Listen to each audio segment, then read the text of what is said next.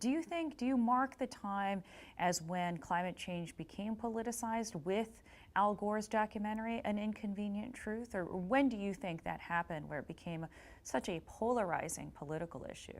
Yeah, actually it's probably a little bit after the film. The film was successful.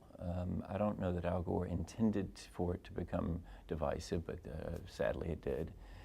But the real dating of this problem starts in 2008, because in early '08, Newt Gingrich, the former Speaker of the House at that point, was on the couch, literally with Nancy Pelosi in an ad, saying, you know, Nancy says, "We don't agree on much, do we, Newt?" "No, we don't, Nancy, but we agree that climate change is real and we got to do something about it." That was early '08.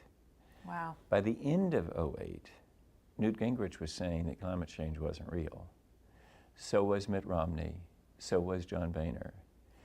They had switched their position from early '08. So what is it that happened? Well, I think it's the Great Recession that happened, right? I mean, what happened in October of '08, the wheels are coming off the financial system. Some people saw their opportunity. They saw the high tide coming of discontent and distrust as we were adding yet another institution to the list of institutions we don't trust. You know, the government was on the list already, the church was on the list.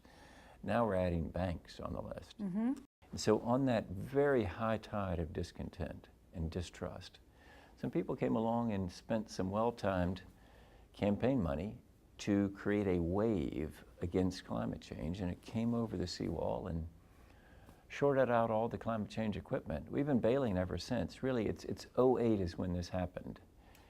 Who are these people you're talking about? Well, there's some people with some money and some vested interest. I mean, Are you talking about the Koch brothers are, you know, apparently have some industries that wouldn't do well in a carbon-constrained world. And you're saying they took advantage of that period when the nation was reeling from the financial crisis to pour money toward campaigns that then came out and said, we don't believe in climate change, we don't believe this is happening, we don't need to do anything about it. Right, because what happened was, in early '08, it was okay. Mitt Romney, John Boehner, Newt Gingrich, people like me, saying, we think climate change is real. We don't believe in it. We believe in that. We just accept the data. Our faith tells us how to react to the data. But you know, there was acceptance of the climate science at the beginning of '08. At the end of '08, no more. And it happened just like that. Right. It seemed to happen overnight. Oh yes, it did. And of course, a lot of people attribute this solely to the campaign cash, right? Okay. But I think that's a mistake, because the most important thing to watch is the level of the tide.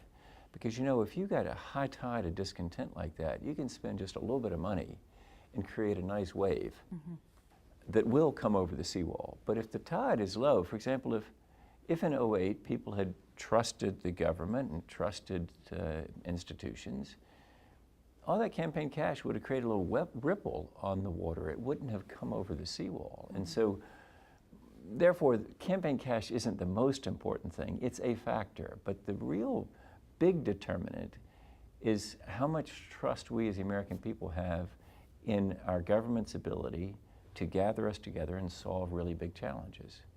And people were worried that government could not do that. That's right, and that's what we've got to rebuild. I mean, but I think when people hear that politicians can, and their political positions can be so easily bought, that makes them have even less trust in the ability of government to solve things like climate change. Right, there is a negative feedback loop Yes, here, there's a negative feedback loop, exactly. So it's a bad thing, but somehow we got to break that cycle, and we've got to say, you know, we really can solve big challenges. How do we break the cycle?